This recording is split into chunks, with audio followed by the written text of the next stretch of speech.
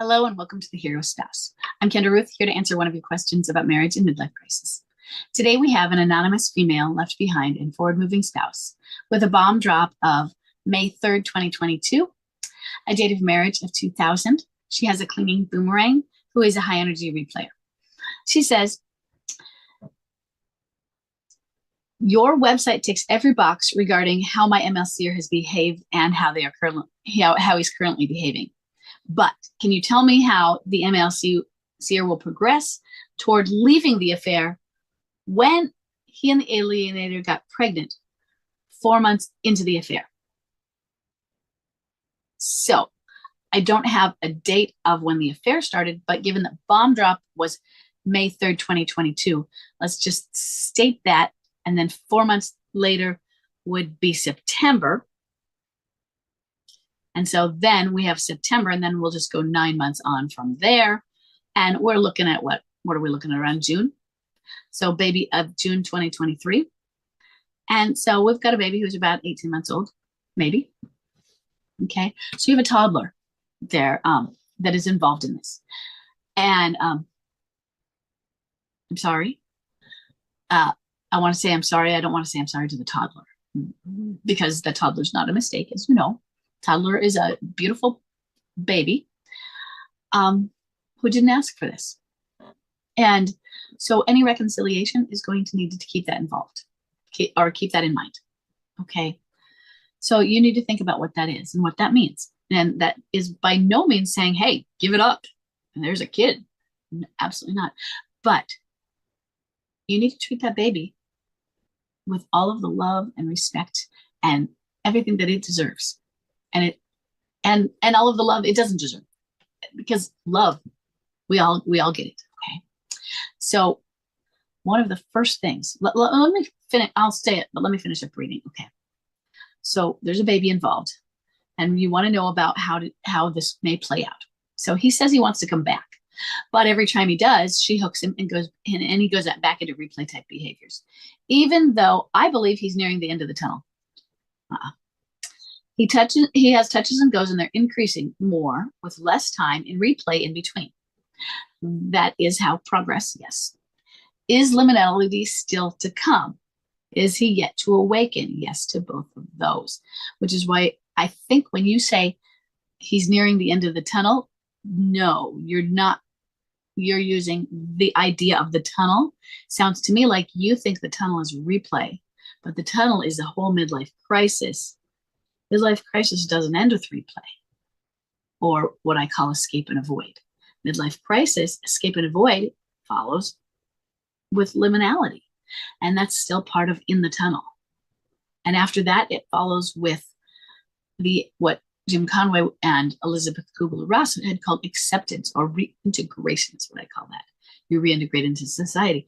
And that's where you're not really out of the tunnel because you're reintegrating. So you're going in, but that didn't work. So you go back. So the reintegration, if you just reintegrated and everything was always 100% successful, you just walked right on out, maybe we wouldn't have to, maybe reintegration would be a second long and wouldn't even call it anything. But it's not. You have to work on acclimating yourself to society again with this new you. And then there's pieces of the new you change again. So no, he's not there. And I will go over what that awakening is going to be. Or what it could look like. Any information regarding a child within midlife crisis and an affair is hard to find. Yes, it is. It's not that it's rare.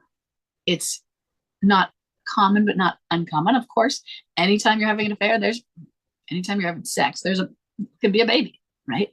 So yeah, it happens. I think that people don't talk about it. That's what I think. Or that's when they like, okay, so long, goodbye, I give up. That might be a lot of it. Okay. So what I recommend for you to get more on that is what you really want to find is people who can support you that are going through it as well. And if you can go on the forum or the Facebook page and say, is anybody else in this situation? See if anyone comes. They may not. Okay, so try that. Now, we're looking at what I would like for you to do, thinking about the baby situation. And I'm not saying your husband is coming home or not, or will, but that baby, you might think that it's the most beautiful and adorable baby, but, and there may be unaware even, that baby, pieces of the baby, maybe when the baby hits a certain age, whatever, or the baby may start to look like its mom. Baby's a trigger. That baby can be a trigger for you and your emotions, even though you don't mean for it to be. And so I would like to see you approaching that in therapy, what to do and to neutralize that trigger so that it is no longer a trigger, so that you don't have a trigger activating your amygdala that is the baby, that is the child, that person. You just neutralize. That person is allowed to be just, I'm going to call her Emily. That person, Emily, is allowed to be Emily, regardless of who Emily's mom is. And she is allowed to be loved with no strings attached to her that are, hooking back to mom. Okay. Now, Emily is going to, if she's being raised by mom and dad in different places, but mom's going to always have that influence and a look on you. So understand, if you reconcile, you also have mom in your life. Emily's mom, the alienator. Even if you can have a mediator do exchanges, she's there. Work on that trigger as well. Okay. So that is a big deal.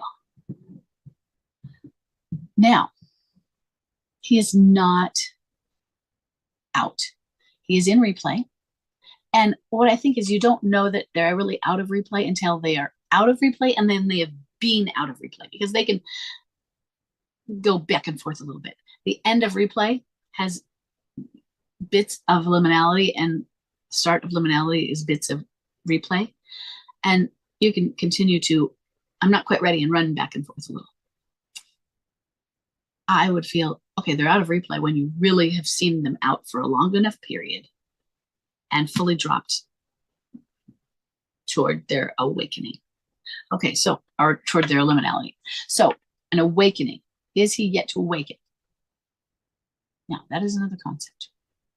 People think, oh, what is this awakening? And I think when we just talk about it without explanation, people think, yeah, they came out of midlife crisis. They woke up and saw, well, I woke up and realized what I'd done. And it was so horrible. And I wasn't like, okay, I can repair that. Yeah. So I'm going to give you an analogy that's bigger. You're in your midlife crisis, though, okay? And you've messed up your life back here. Now, you are into your replay, and you've been out drinking. And yes, you get behind the wheel. And you hit a car full of teenagers.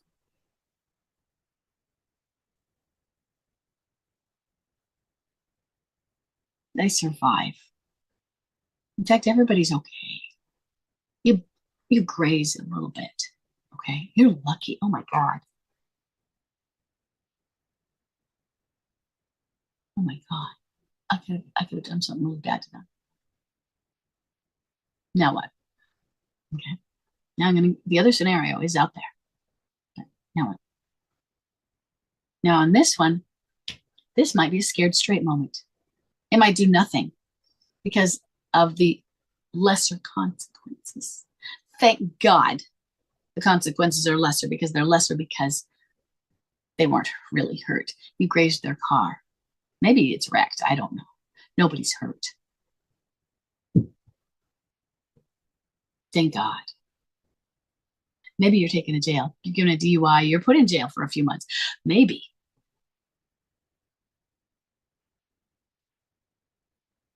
Okay. That might be an awakening. Maybe it will.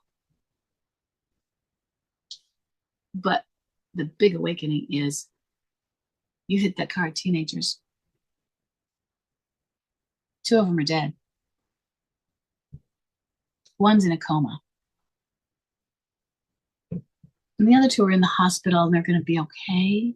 One, is in an ICU, but they're pretty sure they're going to be okay. The other one probably just has a break or something. But 2 dead. One in a coma, so one might fall toward, we don't know where they're going to land. Now what do you do? here's what happens.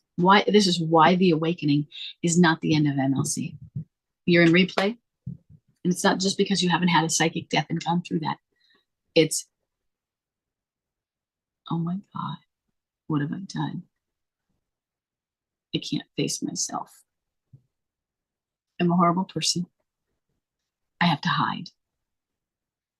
I'm not saying hit and run. It's not that. I'm saying I have to hide inside myself. I have to go inward. I can't handle it. It's too overwhelming. Yeah, it's overwhelming for the parents. And if you're feeling this guilt, well, at least it shows you have a conscience. But it was a lot easier to be living the bachelor party fun lifestyle in that escape and avoid, wasn't it?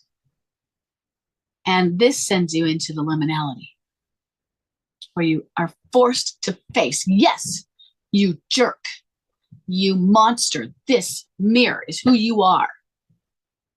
Look at them. And then it breaks apart. That personal self of you, it just cracks and it falls apart. Because you can't face it. That's liminality. That's why you don't wake up and go, oh, I had a midlife crisis. I ruined my life by leaving my spouse, which is horrible feel for them, and my kids, and I told them they were awful stuff, and I had an affair and all that. It's horrible, isn't it? It's nothing to the lives of those parents and teenagers, though, is it? Now he really can't face himself. That's why the awakening sends you to liminality, though. An awakening is something, and it doesn't have to be a thing, but that's how they feel. They look back at what they did to you and see what they did in the destruction to you, rather than that 5 kids in the teenage car, 5 teenagers. They look at what they did to you and go, oh my God, what have I done to my family? My daughter's cutting. My son is shooting up. And my wife can't get off the floor from the puddle. She won't stop crying. And I've taken all their money. I spent it all. They don't have a house anymore. What? There's nothing for me to go back to. They hate me. Yeah, that doesn't make him say, oh, I better start repairing, because they think they can't repair. There is nothing to repair. And who are they to do the repairing anyway? They don't have the capacity. And it just makes them fall apart. It's not even, I'm going to run away more. That's escape and avoid. They explode inside. Okay. And so that's why he hasn't gotten there yet. And I'm not saying everyone has that awakening experience where something bad has to happen to them to get into liminality. And the awakening doesn't have to be an external event. It can simply be they look and see what they've done to you. But he's not there yet. Okay. As for what happens with a child in MLC, yeah, I think you already know. It just adds an additional layer of challenge, a big one. And so that is just going to require more therapy, supposing he wants to come home, but he's not ready for it. And he needs a no contact order on you. From you to him is he cannot say, you can't, he says he wants to come back, but every time he tries, what does trying mean? You need to not help him, not feel sorry for him that he can't make it out of there because she hooks him. Maybe he's pulling one over on you, or she's hooking him and he's still making an excuse some of those times. Well, you know what? Hey, you do it or you don't do it. Call me when you're ready. Or no, don't call me when you're ready. Call me when you've done it. Once you've left her and you have your own place, give me a call. But you have to have done the work, because I'm not going to go get it. I'm not going to get on the phone and find an apartment for you, because you cannot stay here. You don't get to stay in our house after sleeping in hers. No bed hopping. This is not a revolving door. I'm not the motel wife. So that's the strong boundary. I know you don't like that. But that's cake eating if he doesn't. If he just comes to your house and her house, that's cake eating. And why would he stop? If you allow it, then he knows you'll allow it. If she allows it, on the other end of it, he allows her to come back without a transition. And why not? Why wouldn't he then? And why wouldn't he stop doing that? So no. You show him that you are strong, because eventually that is the attractive force. Not strong in like controlling bitchy, because it's controlling your space. You're not controlling him. It means there are still rules to follow, sure, but you're not reaching in, grabbing him and taking control of him and pulling him over to your side. That's control. That's not strength, that's control. You are allowed to stay there as long as you damn well please. Just keep me out of it. In other words, you don't contact me. Or you set up some form of contact so that he can contact your child, but not you. That sort of thing. Okay. That's going to be your hard part. Your hard part is that no contact style boundary. So I want you to work toward that piece of it. And that reconnection stuff, it's still going to be there if you were to remove that stuff, but you don't want the cake eating. So you can, even if he asks, what I thought you wanted, say, yeah, I do. But you know what? I don't want half of you. And I don't want somebody who thinks they can just come and go as they please. So for the good of our relationship, I'm saying stay away until. What if I don't ever? Well, that's your loss, not mine. What if I don't ever come home? Because I'll finally decide I don't want to do that. I know I tried not to say I like it here better. I don't want to play it your way. Stay really strong. Keep your face on. Well, that's too bad. It'll be your loss. You stay emotionless, strong. You might be crying inside. You might want to go, no, it's okay. Don't worry. I'm going to be here. Do not do that. No. The only reassurance is, you know what? I am here, but you have to meet me where I'm strong. And you be strong too. I'm not coming to get you. I'm not coming to pick you up. I'm not your doctor. I'm not your nurse. I'm going to be your partner. So you need to figure it out. Okay? That's really hard to do. So that's why I want you to get yourself strong. Okay? It's a lot of work. It's a lot to think about. Okay? So I hope this helps. And I will see everybody in the next question.